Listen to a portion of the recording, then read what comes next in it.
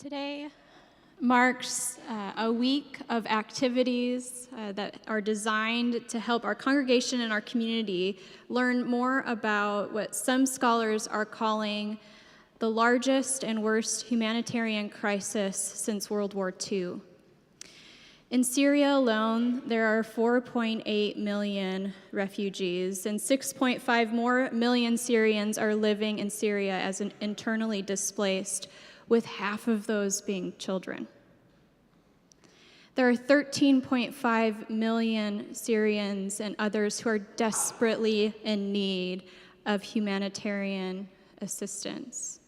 This, my friend, calls us to more than just a week of activities, but it calls us to faithful prayer and earnest prayer and collective action.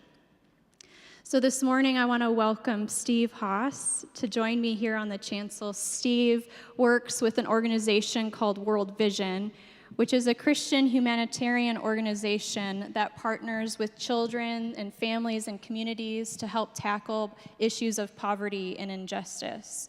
Steve has served with World Vision for over 15 years in a variety of different capacities, and so we welcome him to us, to this body, to help educate us and bring awareness about this issue. So Steve, I'm wondering if you can contextualize this conflict for us and also describe to us how big is this crisis actually? Well, we just were sharing in the class in between services. You heard the numbers right. Think 13 million. It's a mind-numbing number when you consider that those people were displaced in the last 4 to 5 years. So this isn't a generational issue. This is one that's in the last 4 to 5 years. Those people have been on the move, and about 4.5 to 5 million of them outside their own country. This fits into a larger issue. The larger issue is that we've never seen this many refugees in the history of the world. 65 million people now would be considered a refugee. It's putting strain on every budget you can possibly think of because, one, we didn't think that these wars would go as long as they are and as untractable as they are, and we didn't think the numbers would be this big, but they are, and so it's pressing kind of every government, every organization, how do we begin to meet the needs of people in such dire straits? And it's practical things. It's food, it's shelter, it's water, it's clothing, jobs. What do you do for these people, especially when they're going into very fragile context already? Most of them are going into countries that were already fragile. That's just making them more fragile. So Steve, I'm wondering, it seems as if it would be hard to describe how God is moving amongst such pain and suffering, but as Christ followers, we always believe that the Spirit is at work. And so can you describe to us ways that you see God moving amongst such atrocity?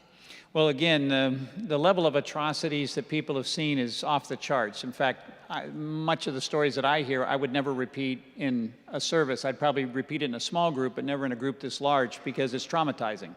It's traumatizing to tell some of the stories.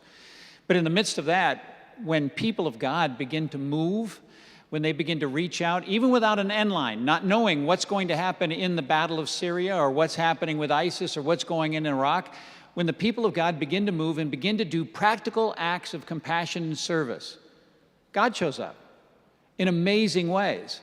I mean, I was just sharing in the class between, I've been approached by Syrian women who have said they thank God for the disaster because they've actually seen the love of Jesus. The choir just sang. They were asking a fairly serious question. Almighty and everlasting God, mercifully look upon our infirmities. Well, what if you're a refugee? Is God looking down? Does God care? And what if those who are called by faith, mandated by their faith, and because they love others, actually begin to move against the political jargon and environment and actually come in with compassion and love? That becomes the automatic answer to the question that was raised by the singers. Suddenly, God has flesh. God has fingers and toes. And that's what's beginning to happen. It's probably not something you hear a lot, but I've sat in many churches that are reaching out that we're supporting that literally have 2 and 3 extra services. The women are all in hijabs. In other words, they're still fully gowned as a cultural Muslim. But they're there because they want to find out more about a loving Esau, Jesus, who actually met them in their time of need and answered the question. And that's what's going on. Very powerfully, as I might add.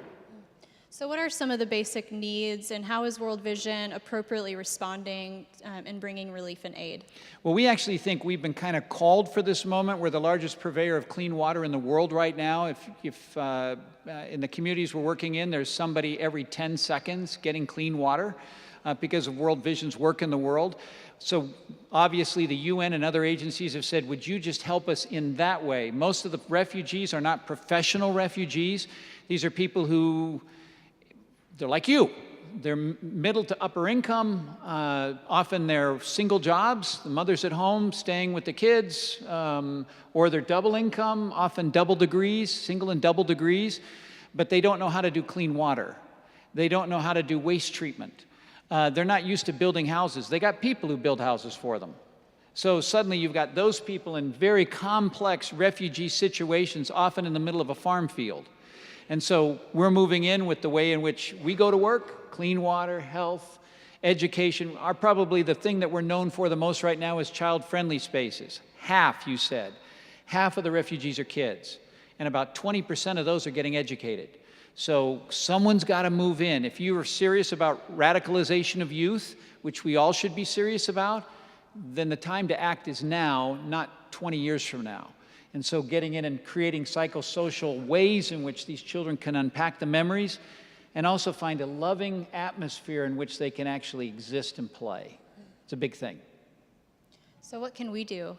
How are you empowering congregations to take action?